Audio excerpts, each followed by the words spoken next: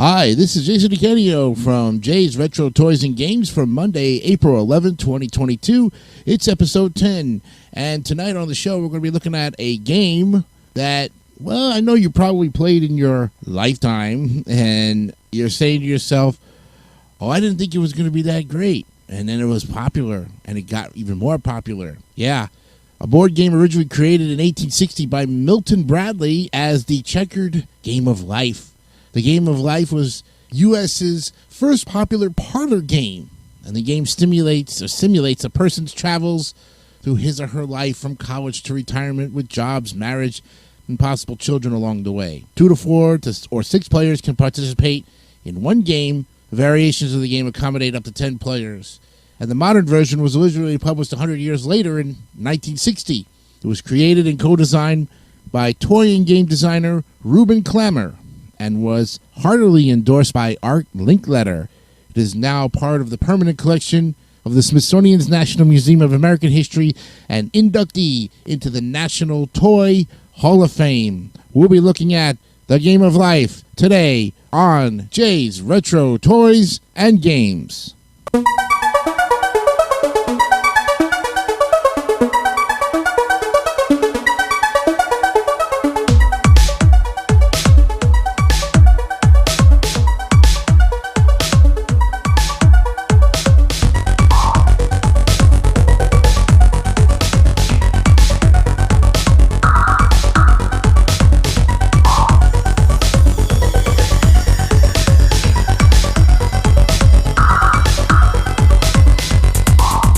All right, welcome to the show, and I hope you're doing fantastic, and we hope you had a great weekend as well, because it's Monday, April 11th, 2022.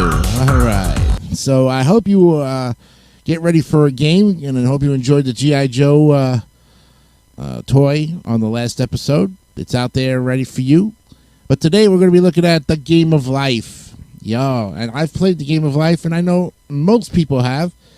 If it's been around almost 1860 when it first came out, originally created, and then the publication came out 100 years later in 1960, the game now is officially 62 years old as of this year. So it's had a long history, and we're going to look at it right now. So the game was originally created in 1860 by Milton Bradley as the checkered Game of Life, and was the first game created by Bradley, a successful lithographer. The game sold 45,000 copies by the end of its first year, and like many 19th century games, such as The Mansion of Happiness by S.B. Ives, in 1843 it had a strong moral message. The game board resembled a modified checkerboard. The object was to land on good spaces and collect 100 points. A player could gain 50 points by reaching Happy Old Age in the upper right corner, opposite infancy where one began. Instead of dice, which were associated with gambling, players used a 6-sided top called a Tito-tum. Yeah, Tito-tum. Then in 1960, 100 years later, the modern version, the Game of Life, was introduced, a collaboration between Reuben Klammer and Bill Markham. It consists of a track which passes along, over, and through small mountains, buildings, and other features. A player travels along the track in a small plastic automobile according to the spins of a small wheel on the board with spaces numbered 1 through 10. Each car has 6 holes into which pegs are added as the player gets married and acquires children. Some early modern editions have 8 cars. The modern game pegs or people are pink and blue to distinguish the genders. Blue for male, pink for female. Each player starts the game with 1 peg that matches his or her gender. And there is also a bank which includes money in $5,000, $10,000, $20,000, $50,000, and $100,000 bills. Automobile, life, fire, and or homeowners insurance policies, depending on the version. $20,000 promissory notes and stock certificates. Other tangibles vary between versions of the game. $500 bills were dropped in the 1980s, as were $1,000 bills in 1992. Then The Game of Life, copyrighted by Milton Bradley Company in 1960, had some differences from later versions. For example, once a player reached the Day of Reckoning space, they had to choose one of two options. The first was to continue along the road to Millionaire Acres, if the player believed they had enough money to outscore all opponents.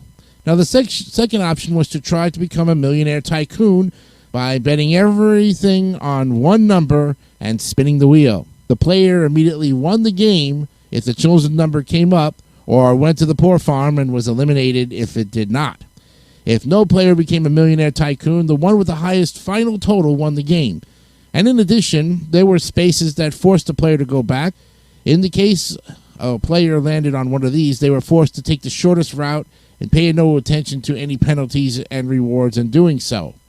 This version had Art Linkletter as the spokesman, included his likeness on the $100,000 bills, with his name displayed on the bills as Arthur Linkletter Esquire, and a rousing endorsement from Linkletter on the cover of the box.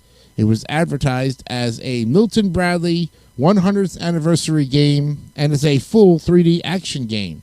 Winning Moves currently markets a classic 1960s edition.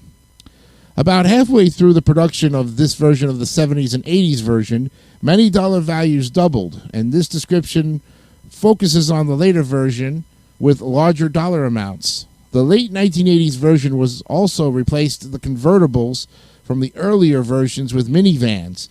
Then in the 60s era, convertibles were still used in the 1978 edition.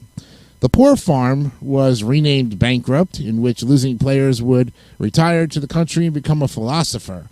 And Millionaire Acres was shortened to Millionaire, in which the winner can retire in style. And like the 1960s version, there were spaces that forced the player to go back. In the case a player landed on one of these, they were forced to take the shortest route and pay no attention to any penalties and rewards in doing so. The gold revenge squares added a byline, Sue for Damages, in 1978's edition. Then the Game of Life was updated in 1991 to reward players for good behavior, such as recycling trash and helping the homeless, by awarding players life tiles, each of which was worth a certain amount.